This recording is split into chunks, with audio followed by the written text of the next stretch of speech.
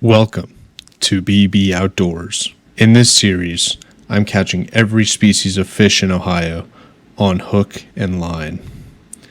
Thanks for tuning in as I bring you the rich aquatic biodiversity of Ohio to your YouTube feed by displaying all 181 species of fish found in the state.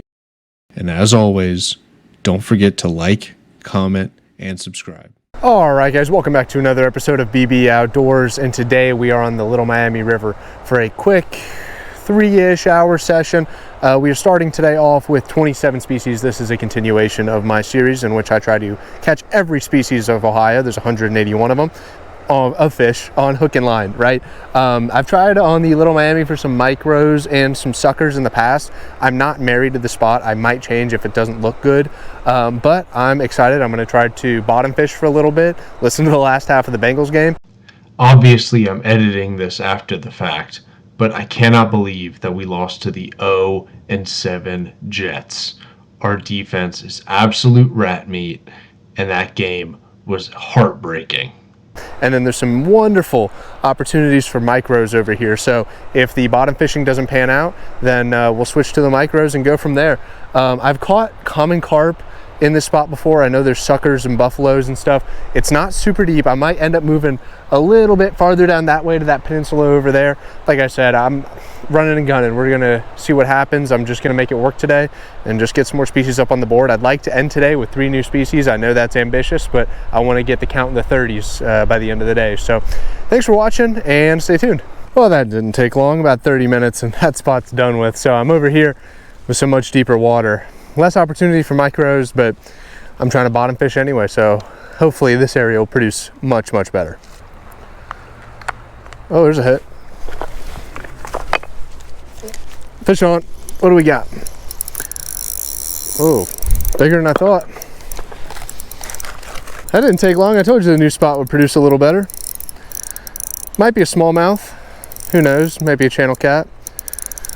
And it is a channel cat. We already got this species. We definitely don't need any more channel cats, but definitely something to break the skunk. Can't be too mad about it.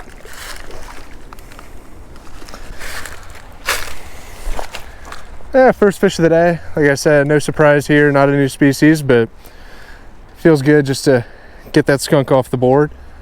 Good to know there's at least some more fish in this newer spot that I moved to.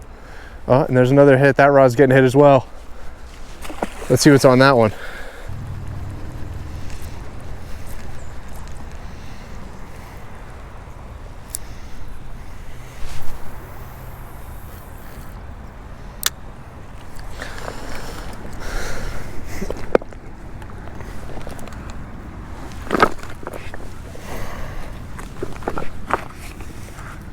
Well, there's a hit. On. Fish on. Oh, smallmouth. Something's jumping way down there. That's probably going to be a smallmouth. Oh, how have I been fishing here this whole time? I just now noticed this dead deer. That's crazy. I didn't smell it or anything, and I was right. It is a little smallmouth bass, the Macropterus salamoides. Another species that we actually just caught on our last video, but not a new species. Another one for today though. Something different. At least it's not a channel cat, you know what I mean? But let's get that bait back out there, try to get some more.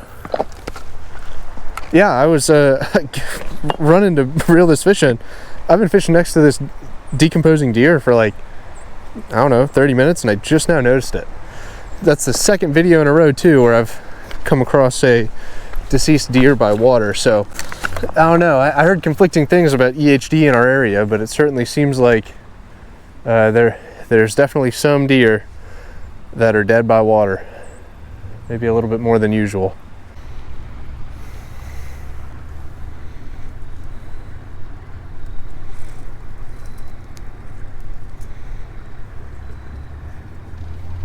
Oh, big hit.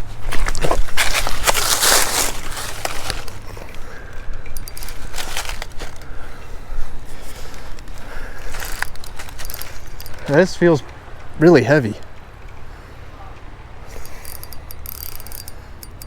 I'm wrapped up in something.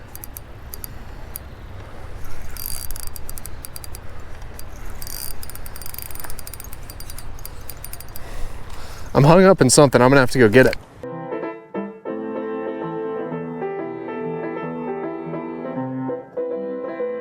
It's another channel cat.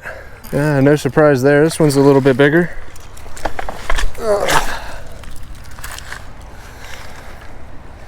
Again, I knew there'd be a lot of these guys. Not a new species.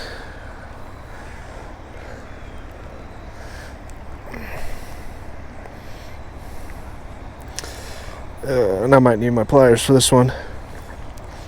Nope. All right. Get on out of here. We don't want any more channel cats. A little darter. It's probably just a rainbow, but I'd like to catch something today. Oh, what do we got? Little darter. And I was right, it is a rainbow.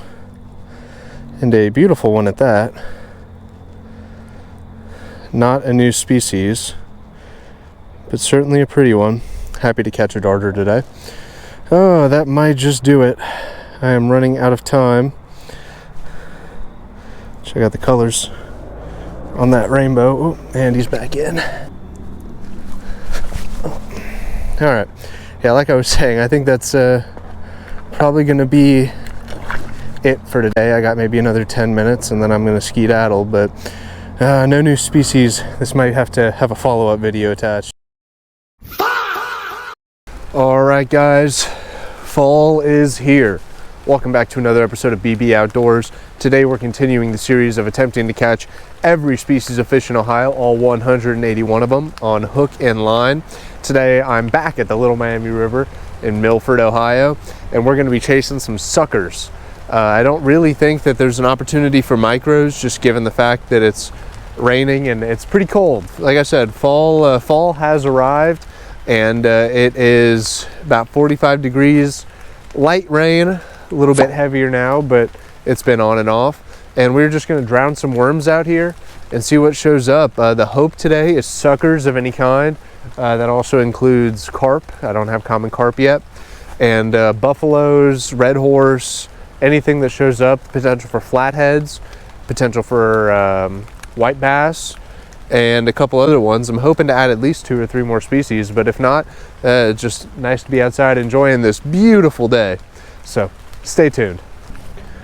All right, so I've made a video on this in the past, but I just want to go over a little bit the system that I use for bottom fishing 99% of the time. It's just a dropper loop rig, a sinker on the bottom, and then 2 hooks baited with worms. So my thought process is always 2 hooks is better than 1, 2 baits is better than 1. So if I'm bottom fishing with worms 99% of the time, that's the setup I'm using.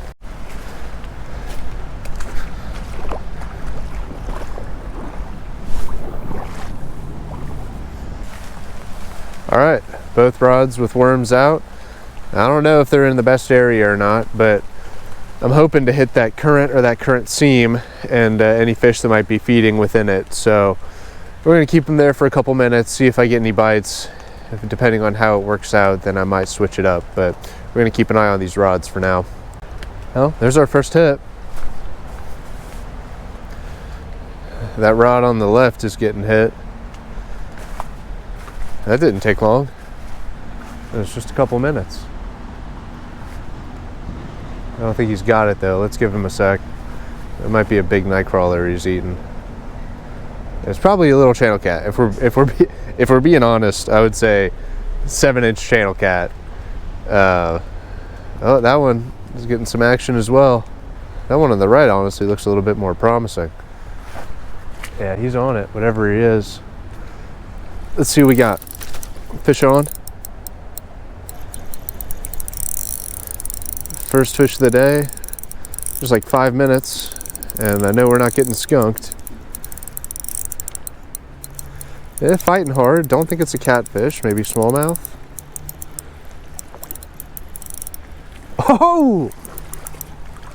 Nope, it is a new species. It is the white bass. This is one of the ones I was looking for today. Oh. The white bass, the Morone cresops. Let's get him on there. All right, guys, so first fish of the day, and it is a new species. I believe that's going to be species number 28, the white bass, the Morone cresops. Now, the white bass, extremely common around here because this river, the Little Miami River, is attached to the Mississippi River system. White bass are extremely common in these larger, river systems, as well as in the Great Lakes. They're very common in Lake Erie as well. But they are primarily river fish. They do reside in lakes or just larger bodies of water, but they all run all up and down. They'll be from here to the Ohio to the Mississippi, chasing these shad. I do want to say, though, with that white bass, the addition of the white bass, I'm not counting hybrids. So the hybrid striped bass, which is the mix of the white bass, the Morone cresops, and the Morone saxatilis, is super common around here. They're stocked by the DNR. Very fun to target, but they're not going to count towards our species list because they're a hybrid and there's no real way to classify them. But that white bass just ate a little piece of nightcrawler. We're already doing pretty well. One new species for the fishing session today. We're up to 28 on the board. Let's see what else comes up. That rod's already getting hit.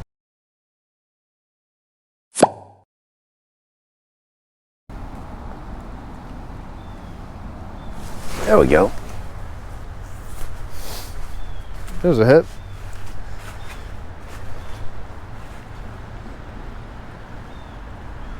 What we got going on here? Got him. Fish on.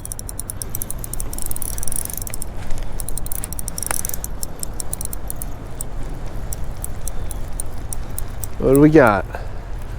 Might be another white bass, if I had to guess. Smallmouth? Oh, sucker! Yes! Ha ha ha ha! Ah, there's the sucker. Yes. All right. Our first red horse sucker of the challenge. And I'm not sure which sucker it is yet. You can tell that mouth is perfect for sucking. But we are going to have to do some research to identify exactly what kind of red horse sucker this one is.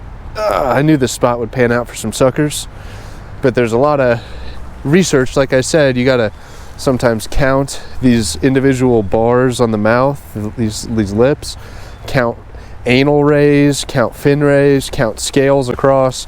I think I have an idea of what this one is, but I'm gonna take a look at it and see if I can get a proper identification.